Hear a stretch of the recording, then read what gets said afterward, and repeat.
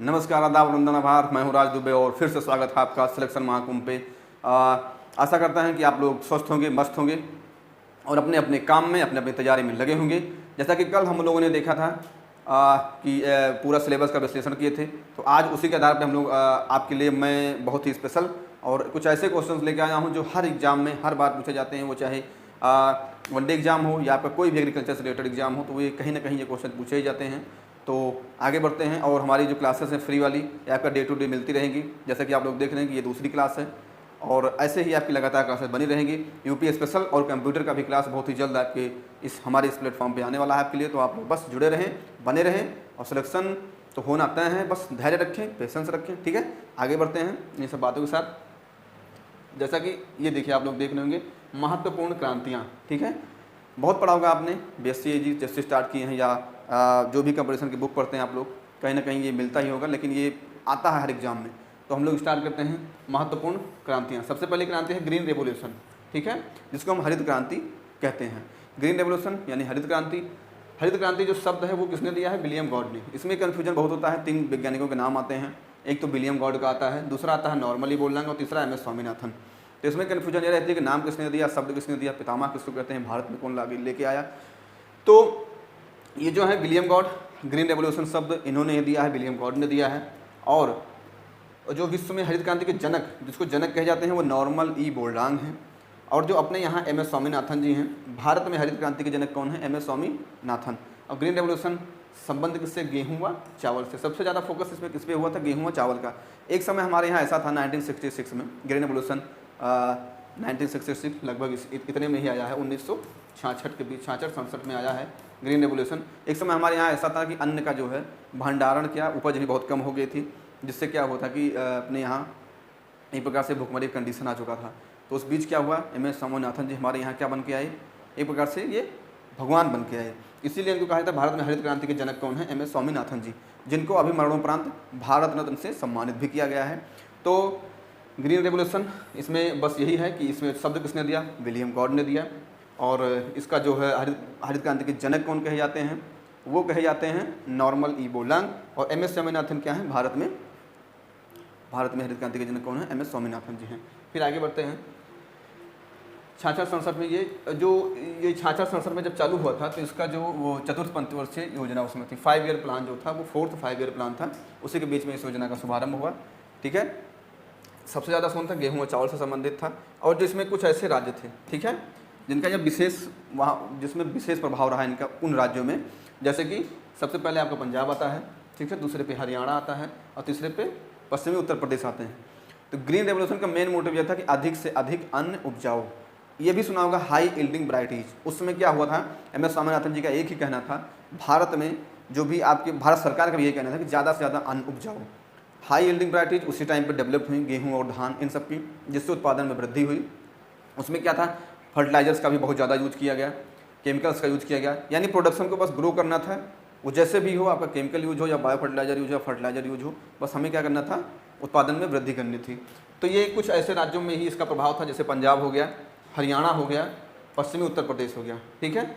और उसी बीच में क्या आया था? बौनेपन, यानी अब डॉर्फिंग वैरायटीज ऑफ व्हीट, ठीक है।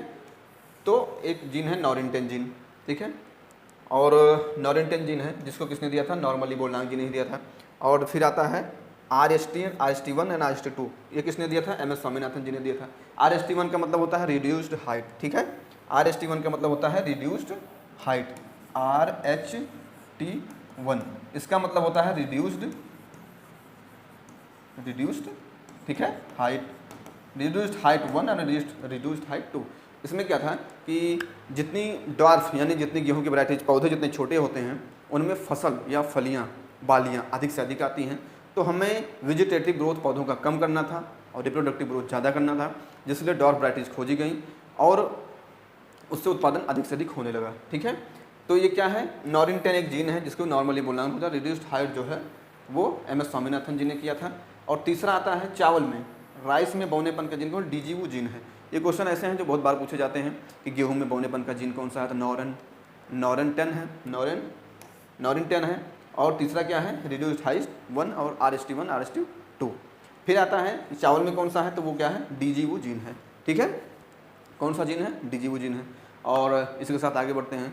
और एक चीज़ और बता दें कि उस समय क्या था, मेरे ख्याल से तो उस समय लाल बहादुर शास्त्री जी थे प्रधानमंत्री। तो क्या होता, उसमें बहुत ज़्यादा दिक्कत थी अन्न की। तो ऐसा लोग कहते हैं कि उस टाइम पे ये हुआ कि व्रत जो है लोग रखने लगे। उनका एक प्रकार से वो सबसे विनम्रता से विनम्र निवेदन किए कि आप लोग कम से कम, इतने अन्न की कमी थी कि उसमें जो है कहने लगे कि एक टाइम पे आप लोग भूखे रहें, यानी व्रत रहने की प्रथा वहीं से चालू हुई, ऐसा लोग कहते हैं। फिलहाल ऐसा तो बस सिर्फ अफवाह है, क्या ऐसे ही गलत है, ठीक है। फिर आगे बढ़ते हैं। पीली क्रांति। पीली क्रांति क्या है? तिलहन उत्पादन में वृद्धि, यानी सरसों और सूर्यमुखी। जैसे जैसे क्या हुआ कि जब ग्रीन रेवोल्यूशन सबसे पहले आया तो ये हुआ कि अब हर एक क्षेत्र में क्रांति लाई जाए, जिससे उनमें किसी भी क्षेत्र में कोई या तो कोई जीन डेवलप किया जाए या तो कोई प्रोडक्शन के लिए कोई अच्छा तरीका अपनाया जाए। तो जैसे जैसे हुआ, हर एक साइंटिस्ट, हर एक वैज्ञानिक अपना अपना एक मॉड्यूल प्रस्तुत करते गए, कोई हरी क्रांति लाते गए। तो उसी बीच में आया क्या हुआ, पीली क्रांति, जो कि तिलहन उत्पादन से संबंधित है। जो इनके पितामह क्या थे? सैम पित्रोदा। कौन थे? सैम पित्रोदा। आप देख ही रहे होंगे उस टाइम पे तिलहन, सरसों के उत्पादन में भी खूब वृद्धि हुई। सरसों उत्पादन में धड़ाधड़ बहुत ही वृद्धि हुई और मिलता गया जो भी था। उसके बाद आता है व्हाइट रेवोल्यूशन, ठीक है। व्हाइट रेवोल्यूशन किससे संबंधित है? दूध से। और व्हाइट रेवोल्यूशन, सफ़ेद क्रांति, दुग्ध व दुग्ध उत्पादन में वृद्धि, ठीक है। इसको जो पिता हैं वो हैं वर्गीज कुरियन। और ये क्या थे? फर्स्ट चेयरमैन थे किसके? National dairy development board. कहाँ पे है? आनंद, गुजरात में है। नेशनल डेयरी डेवलपमेंट बोर्ड के क्या थे? फर्स्ट चेयरमैन थे। कौन? डॉक्टर वर्गीज कुरियन। और ऑपरेशन फ्लड आप लोगों ने सुना ही होगा। ऑपरेशन फ्लड क्या है कि ये दूध के क्षेत्र में हुआ था। उसमें क्या था, दूध के उसमें बाढ़ आ गई थी, यानी कहा नहीं जाता कि दूध के उत्पादन में बाढ़ आ गई, इतना ज़्यादा उत्पादन उस समय हो गया था। तो इसलिए उसका नाम दिया गया व्हाइट रेवोल्यूशन, वर्गीज कुरियन जी ने दिया था। उस समय दूध की भरमार थी और ऑपरेशन फ्लड उस समय चला, जो कि 3 चरणों में चला। 1970 से 1996 तक 3 चरणों में ये चला। आप देख ही रहेंगे, ये है व्हाइट रेवोल्यूशन। बाकी ऐसी क्रांतियाँ पढ़ते चलेंगे। और आप लोग ये तो आपका रेवोल्यूशन है। ये हर एक एग्जाम में 2 क्वेश्चन, एक क्वेश्चन कहीं ना कहीं से पूछे जाते हैं। कहीं कोई रेवोल्यूशन पूछ लिया गया, कहीं कोई रेवोल्यूशन पूछ लिया गया। तो एक बार पढ़ने से, और ये मैं इसलिए बहुत ही बेहतरीन लेके आया हूँ, पीपीटी बहुत ही जो भी है आपका अट्रैक्टिव बनाया है। कैसा बना है तो आप लोग बताएंगे ही, और आशा करते हैं कि आप लोगों को अच्छा भी लगे। तो यहाँ से 2-3 क्वेश्चन फिक्स होते हैं कि ये रेवोल्यूशन पूछा जाएगा। 1-2 से क्वेश्चन क्या है, मात्र 10 मिनट का क्लास है। इसमें आपका ये बहुत ही बेहतरीन हर एक चीज़ बताया जाएगा, और ये जो है आपके 2-3 क्वेश्चन, 4 क्वेश्चन कंप्लीट हो जाते हैं। फिर आगे बढ़ते हैं। नीली क्रांति, ठीक है। नीली क्रांति क्या है? मछली या समुद्र उत्पादन में वृद्धि, यानी एक समय ऐसा भी था कि जब ये हुआ कि अब मांसाहार की तरफ लोग ज़्यादा बढ़ने लगे, तो ये हुआ कि मछलियों का वृद्धि की जाए। तो उस समय भी डॉक्टर अमर कृष्णा थे, उन्होंने क्या किया, नए नए तरीके अपनाए, ज़्यादा से ज़्यादा मछली के उत्पादन में उन्होंने वृद्धि की, जिसलिए उसमें क्या किया गया, एक समय आया कि ब्लू रेवोल्यूशन नाम दे दिया गया, ठीक है। एक आती है गुलाबी क्रांति। ये सब आप लोग ध्यान देते रहें, ठीक है। अट्रैक्टिव है, शानदार है, आप लोग ध्यान देते रहें, जिससे क्या होगा, आपके दिमाग में बैठ जाएगा। वो चाहे पिंक रेवोल्यूशन हो, चाहे ग्रीन रेवोल्यूशन हो, येलो रेवोल्यूशन हो, सब कुछ बड़े अच्छे से होते हैं। गुलाबी क्रांति झींगा और प्याज से आ जाता है, तो समझ में नहीं आता गुलाबी क्रांति क्या है, ऐसा क्या है। तो इसमें क्या है, एक प्याज है और दूसरा क्या है, झींगा है।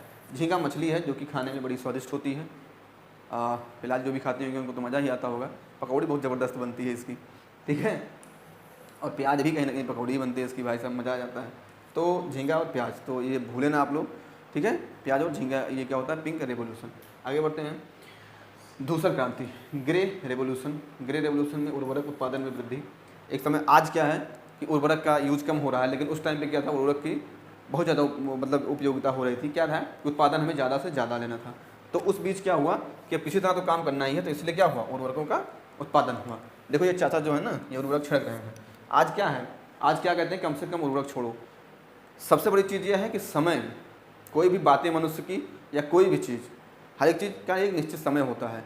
वही बातें समय अच्छा होता है तो अच्छी लगती हैं, वही बातें अगर समय बुरा चल रहा है तो आप तो बुरी लगेगी। तो वैसे ही उस टाइम था, उस टाइम क्या था कि खूब उर्वरक का उपयोग हो रहा था। और आज क्या है, जब उत्पादन खूब एकदम सरप्लस पे है, तो क्या हो रहा है कि अब कह रहे हैं कि आप कम से कम फर्टिलाइजर्स का प्रयोग करें, जीरो बजट फार्मिंग अपनाएं, नेचुरल फार्मिंग अपनाएं, कार्बनिक खेती करें। तो क्या होता है, वो टाइम क्या था, उपज नहीं था हमारे पास, खाने के लिए तरस रहे थे, आज सरप्लस में है। तो समय एक समय बराबर नहीं होता। उस समय उर्वरक नहीं छोड़ना था खूब, आज उर्वरक जीरो करना है, बस परंपरागत कृषि अपनानी है। फिर आती है सिल्वरी रेवोल्यूशन, ये आप लोग भूले ना, सिल्वरी रेवोल्यूशन अंडा या पोल्ट्री से, ठीक है।